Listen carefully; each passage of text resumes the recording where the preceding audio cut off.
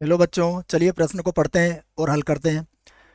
हल कीजिए। और यहाँ पर हमें एक अवकल समीकरण दी हुई है एक्स माइनस वर्गमूल एक्स वाई डी वाई बराबर वाई डी एक्स। प्रश्न को हल करने से पहले हम प्रश्न के लिए मुख्य अवधारणा लिख लेते हैं। तो प्रश्न के लिए मुख्य अवधारणा जिसकी सहायता से हम इस प्रश्न को हल करेंगे।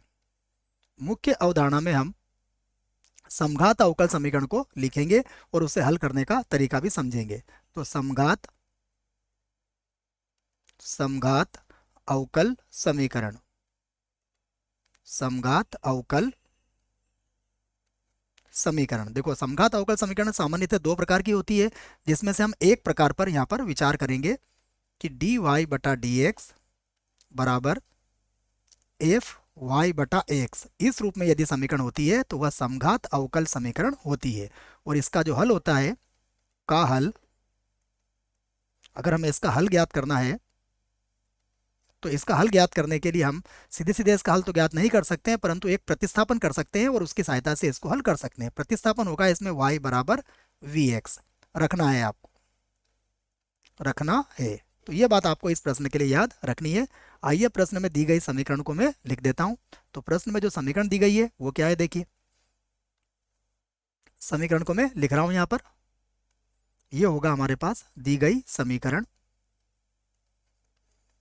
एक्स माइनस वर्गमूल के अंदर है एक्स वाई, उसके बाद फिर यहाँ पर है डी वाई और बराबर है वाई डी एक्स। यहाँ से डी एक्स को बटे में ले आइए आप, तो ये बन जाएगा डी वाई बटे में आ जाएगा डी एक्स और बराबर होगा वाई बटा एक्स माइनस वर्गमूल एक्स वाई।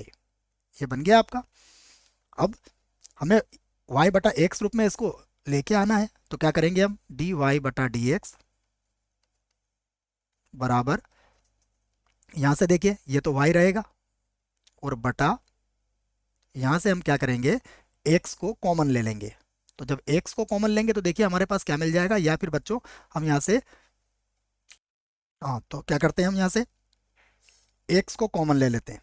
तो यहाँ बचेगा एक माइनस और वर्गमूल के अंदर कितना आ जाएगा, y बटा एक्स आ जाएगा, क्योंकि वर्गमूल x तो कॉमन निकल जाएगा और एक वर्गमूल x हमारा बटे में रह जाएगा। ये समझ में आ गया होगा आपको। तो देखो ये y बटा एक्स और वर्गमूल y बटा एक्स वाली फॉर्म बन गई है। इसका मतलब इसे हम समीकरण एक बना सकते हैं और हम इस बात को कह सकते हैं कि ये क्या है, जो जो समघात समघात अवकल अवकल समीकरण है, समीकरण है। ठीक है बच्चों, ये बात समझ में आ गई या फिर आपको यहाँ समझाऊं मैं? देखिए मैं यहाँ पर समझा देता हूँ आपको। ये हमारे पास x था माइनस वर्गमूल के अंदर हमारे पास क्या था, एक्स वाई था। इसको समझना आप। अब मैंने क्या करा, इसमें x बटा x का गुणा कर लिया, इस तरह प्रकार से समझ लीजिए। तो देखो x गुणा x, ये तो x का वर्ग हो गया, तो यहाँ पर क्या बचेगा, y बटा x बच जाएगा, जो कि मैंने आपके सामने यहाँ बचाया है। आगे आप समझ में। अब यहाँ पर हम प्रतिस्थापन कर देते हैं, y बराबर वी एक्स मान लेते हैं। तो मैं लिख लेता हूँ, माना y बराबर वी एक्स और इसका अवकलन कर देंगे हम x के सापेक्ष। तो यहाँ होगा डी वाई बटा डी एक्स, यहाँ गुणा का सूत्र लगाएंगे तो v एक्स का अवकलन एक प्लस एक्स और v का अवकलन हो जाएगा डी वी बटा डी एक्स। और यह प्रतिस्थापन अब हम समीकरण एक में रख देते हैं। तो अतः इस बात को हम कह सकते हैं, अतः समीकरण नंबर एक में रखेंगे तो क्या मिलेगा हमें, v plus x d v बटा डी एक्स बराबर, देखिएगा y के स्थान पर क्या रख देंगे हम, y के स्थान पर रख देंगे वी एक्स। तो यहाँ रख दिया मैंने वी एक्स और बटे में देखा जाए तो ये x था, उसके बाद एक माइनस, देखो y बटा एक्स किसके बराबर हो जाएगा, वर्गमूल v आ जाएगा यहाँ पर। अब देखिए x से x तो कट जाएगा, हम v को बराबर के इधर लेके आ जाते हैं। तो ये हो जाएगा x डी वी बटा डी एक्स बराबर, ये होगा v, यहाँ होगा एक माइनस वर्गमूल v और माइनस v हो जाएगा। इसको भी हल कर लेते हैं। तो ये होगा x डी वी बटा डी एक्स बराबर, देखो इसका लघुत्तम, लघुत्तम आएगा एक माइनस और वर्गमूल के अंदर है v। तो ये होगा v, यहाँ हो जाएगा माइनस v, और ये बन जाएगा माइनस माइनस प्लस का v, और वर्गमूल के अंदर है v। ये देखें आप, तो v से v यहाँ पर कट जाएगा, जैसा कि हम देख रहे हैं, तो v से v तो कट जाएगा। अब हम क्या करेंगे, v वाले सभी मानों को एक तरफ कर लेंगे, तो यहाँ मिलेगा हमें 1 माइनस वर्गमूल के अंदर है v, और बटे में आ जाएगा v, और वर्गमूल के अंदर फिर से होगा v, और यहाँ पर मिलेगा dv। ये लिख लिया हमने, और बराबर यहाँ पर हो जाएगा dx बटा x। अब हम इसके दोनों पक्षों का समाकलन कर सकते हैं। मैं इसको लिख भी देता हूं कि दोनों पक्षों का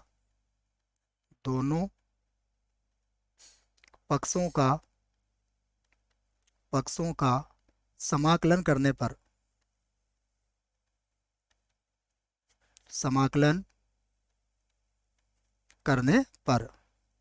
दोनों पक्षों का समाकलन करेंगे तो देखिए क्या बन जाएगा। ये मैं लिख देता हूं इसको भी, तो ये हो जाएगा समाकलन,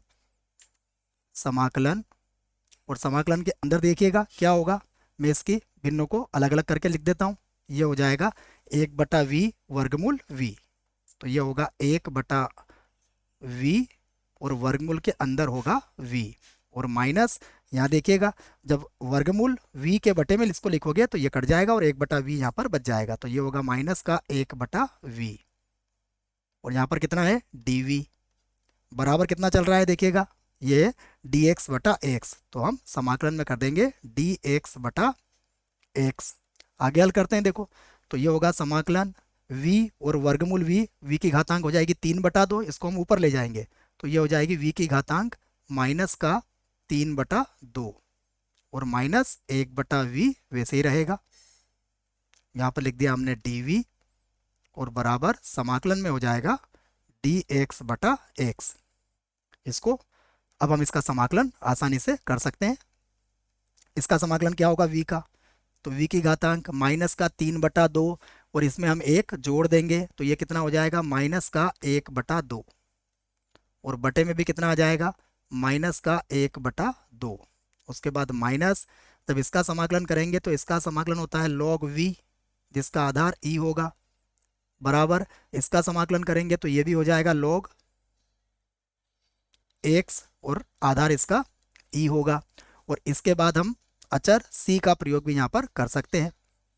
अब ये जो माइनस 1/2 ये ऊपर चला जाएगा तो ये हो जाएगा माइनस का 2, और v को बटे में लाएंगे तो ये वर्गमूल के अंदर फिर से हो जाएगा v, और माइनस log v को भी बच्चों बराबर के इधर ही लिया हुआ, तो ये हो जाएगा बराबर, यहाँ पर हो जाएगा log v, और प्लस यहाँ पर लिख देंगे log x। दोनों के आधार क्या होंगे e होंगे, और प्लस c। अब v का मान यहाँ पर हम रख सकते हैं। देखो v का मान कितना होगा इसको समझ लेते हैं। v का मान होगा y बटा x, तो हम इसको लिख देंगे y बटा x।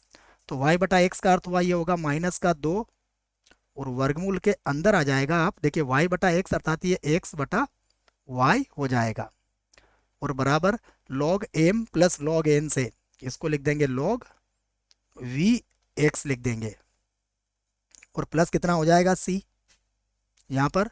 अब ये माइनस तो वैसे ही रहेगा, तो माइनस का 2 वर्गमूल के अंदर है x बटा y, बराबर ये होगा log, और देखिए vx का मान क्या रखेंगे हम, vx का मान यहाँ पर y रख देंगे, तो यहाँ पर लिख दूंगा मैं y, और यहाँ पे आधार e होगा, और प्लस c, और यही हमारे प्रश्न का उत्तर भी होगा। आशा करता हूँ आपको इस प्रश्न का उत्तर समझ में आया होगा। धन्यवाद।